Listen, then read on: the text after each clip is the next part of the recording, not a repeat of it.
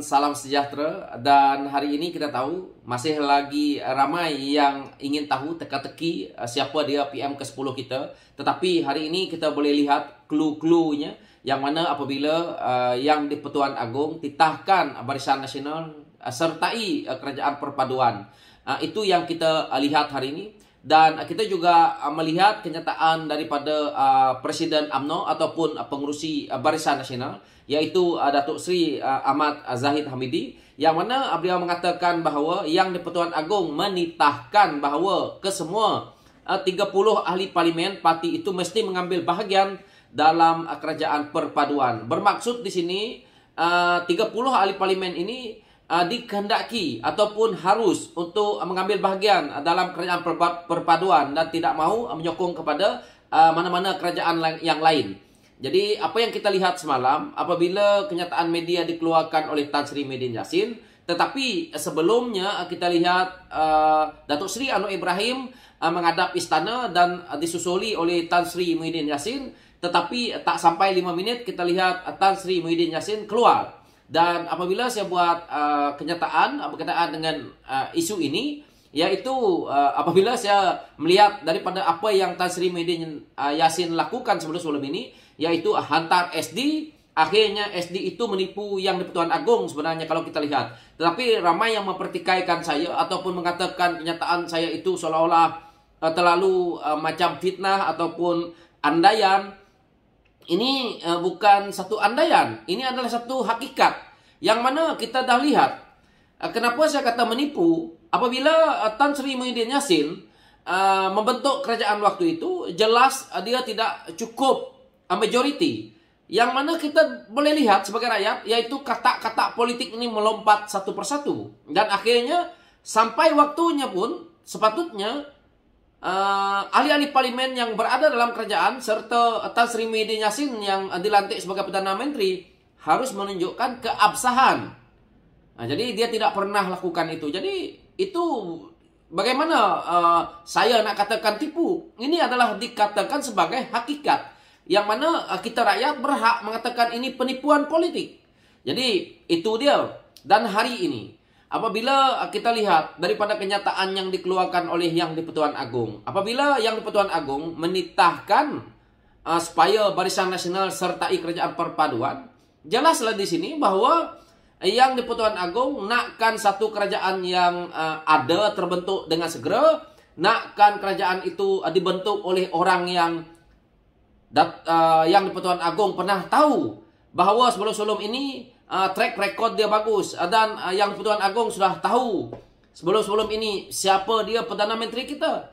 Kalau yang di-Pertuan Agong melihat ke arah yang mana kita tahu Tan Sri Muhyiddin Yassin, yang mana kita tahu apabila dia menggunakan kuasa dia untuk melakukan darurat, yang mana kita juga tahu dia menipu waktu darurat, yaitu apabila darurat itu dilaksanakan seolah-olah meminggirkan kuasa yang di-Pertuan Agong. Ini perkara-perkara yang sepatutnya rakyat jangan lupa berkenaan dengan apa yang Tan Sri Muhyiddin Yassin dah buat. Dan kita tahu sehingga hari ini pembelian vaksin yang melibatkan 600 bilion, yang mana tidak pernah kita buat audit, kita tak tahu ke mana betul tak bayarannya bagaimana itu ini. Ini yang menyebabkan kita lihat mereka begitu kemaruk.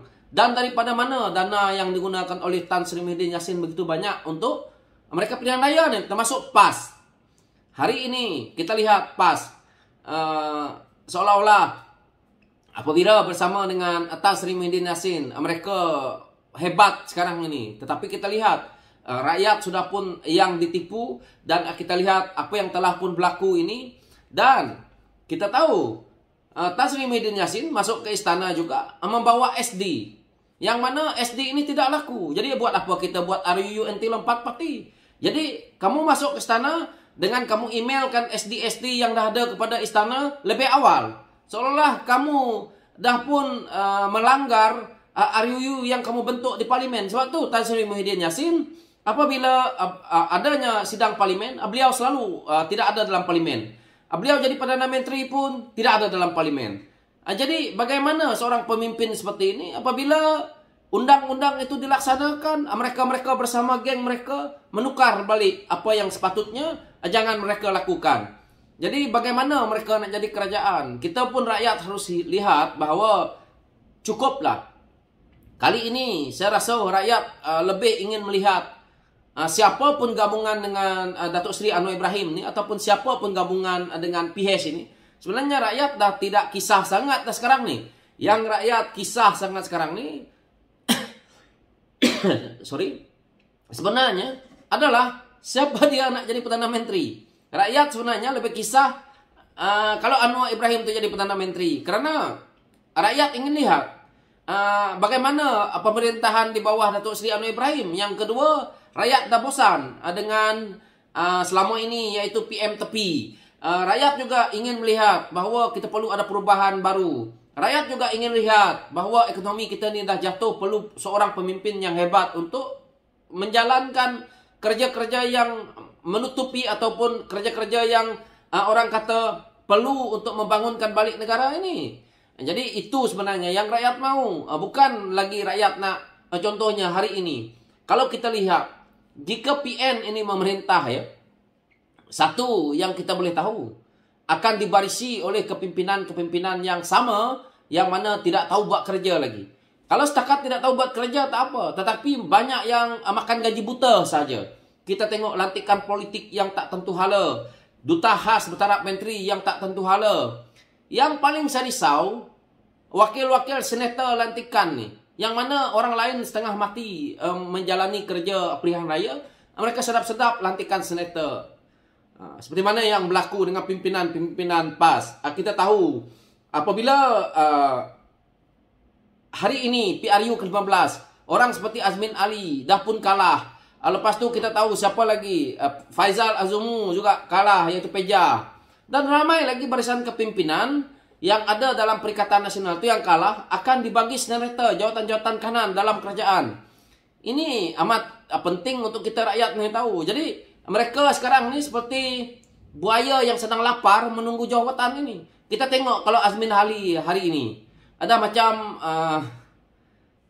ayam yang sakit duduk di belakang Tasmini ini seperti menggigil sudah. Kenapa? Dia dah jawatan dah tak ada.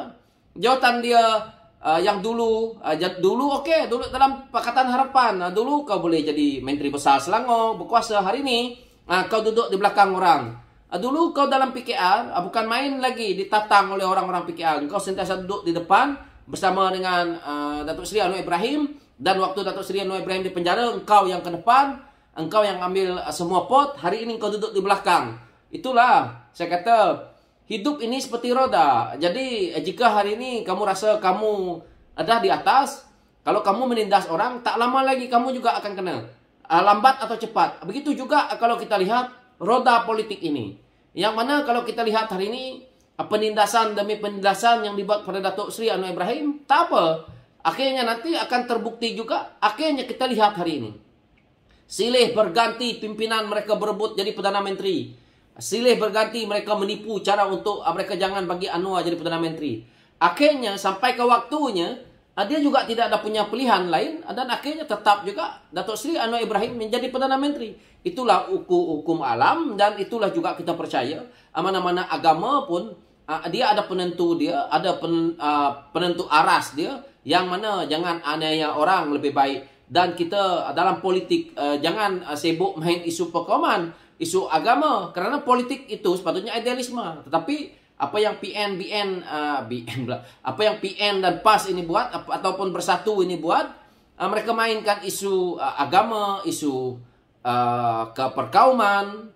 Jadi pada saya patut kita tolak dan kita hentikan politik-politik ini. Dan saya harap gabungan yang baru nanti boleh terbentuk, dan saya harap kenyataan yang dikeluarkan oleh Istana Negara ini, ataupun apa yang saya lihat daripada kenyataan Zahid Hamidi selaku pengurusi ini, Barisan Nasional, boleh membuat satu kerajaan perpaduan dan akhirnya boleh menguntungkan kita rakyat. Sekian, terima kasih.